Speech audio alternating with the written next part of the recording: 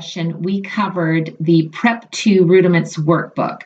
That's the purple book, plus the Level 2 Supplemental Workbook. Now, these are meant to be completed together at the same time, followed by the Level 3 Supplemental Workbook. At UMT, we got you covered. Today, you will learn about Level 3 and what's new. Plus, you will learn the 3 C's for teaching the Ultimate Music Theory Level 3 Supplemental Workbook and discover how to easily teach functional and root quality chord symbols and why we need them, melody writing, motive and phrases, and what's a stable and unstable scale degree, and Bach and the Boys, plus Baroque era dances, the harpsichord, and the elements of Baroque music. And finally, a UMT success story from our special guest, Karen Worrell.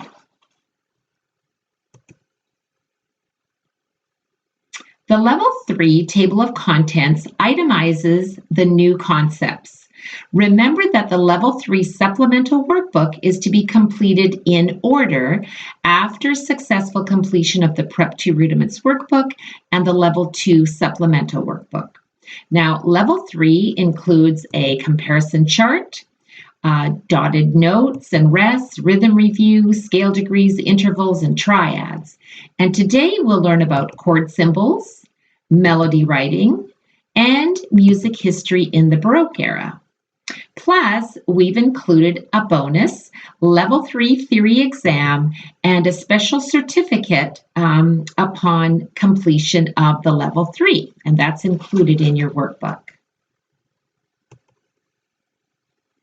The Level 3 comparison chart. Now, this is found at the beginning of the Supplemental Workbook, and this maps out the RCM theory concept with the Level 3 Supplemental Workbook.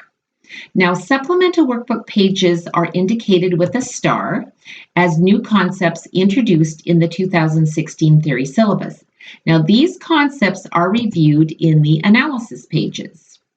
And the Ultimate Music Theory Flashcards app includes the beginner to prep subject divided into 12 decks that correlates to each of the 12 lessons in the matching workbook.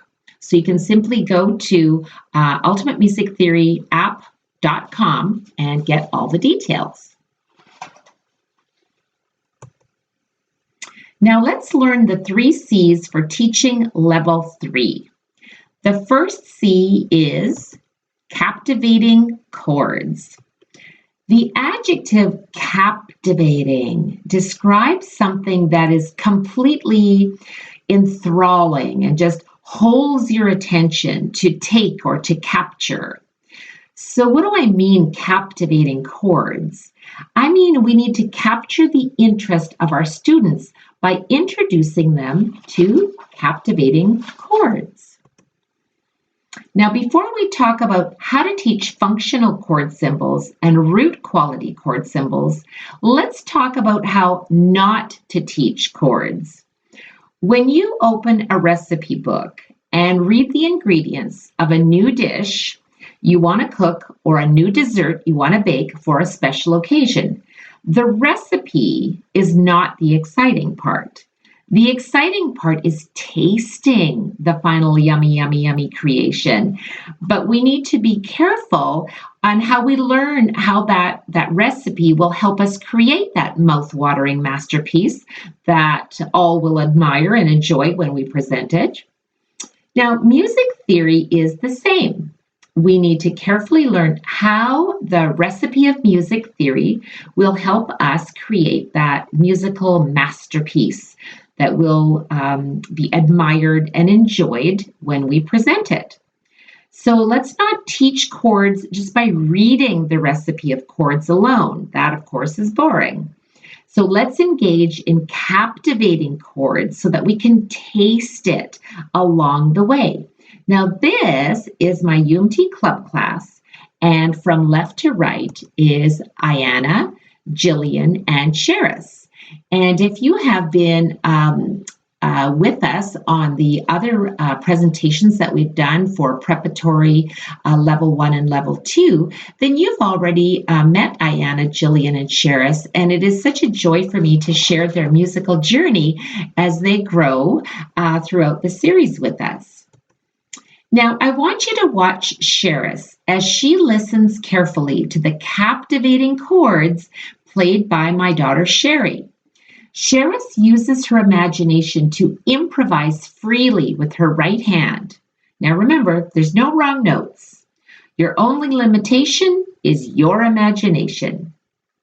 You can do this captivating chords listen activity with your students today. Now here's Sheris.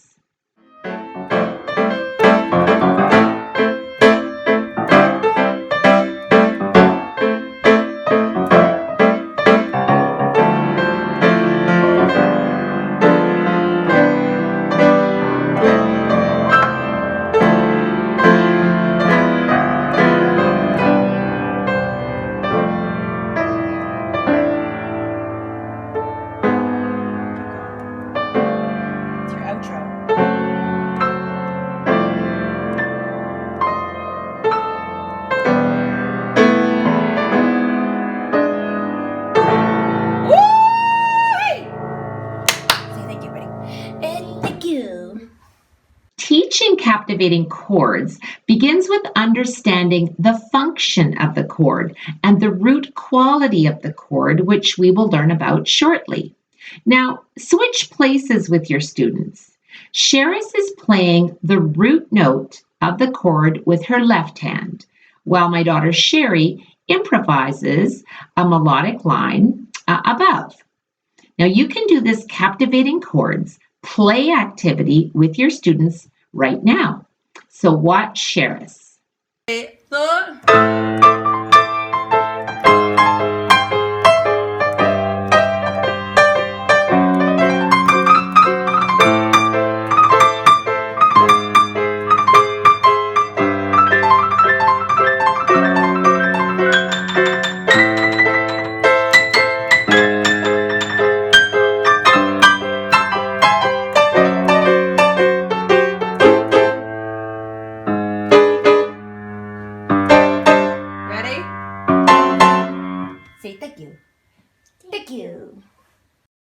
Let's look at the concept of chord symbols, root quality chord symbols, and functional chord symbols. Now, what's the difference? Let's do the exercise 1 from page 32 of the level 3 supplemental workbook. The following triads are written in the key of D major. D major has 2 sharps, F sharp and C sharp. Root quality chord symbols are letter names based on the root note of the chord, and that indicates the quality, major or minor, of a triad. Now, an uppercase letter indicates a major triad. Question 1 says, A, write the root quality chord symbol above each triad. Now, the root note of the triad is D, and the quality of the triad is major. So the root quality chord symbol is an uppercase D, indicating D major triad. Check. When a triad is in root position, meaning all lines or all spaces, the lowest note is the root note, whether this is solid, a blocked form, or ascending or descending broken form. The root quality chord symbol is written above the very first note of the triad. So now in the next one, we have the root note of the triad is A, and the quality of the triad is major. So the root quality chord symbol is an uppercase A, indicating A major triad. Check. Now, the functional chord symbol for a tonic triad is built on scale degree 1 of a major scale and is an uppercase Roman numeral number 1. Looks like an I. In question 1, write the functional chord symbol below each triad. So the functional chord symbol for the tonic D major triad is an uppercase Roman numeral number 1, which looks like an I, indicating a major triad. Check. The functional chord symbol for a dominant triad built on the 5th degree of a major scale is an uppercase Roman numeral V, which means 5. The functional chord symbol of the dominant A major triad is an uppercase Roman numeral 5, which indicates a major triad. Check. Now, D major's relative minor is B minor, and they both have the same key signature, F sharp and C sharp. By now, you may have met Sola. She looks a little sad there. Oh dear.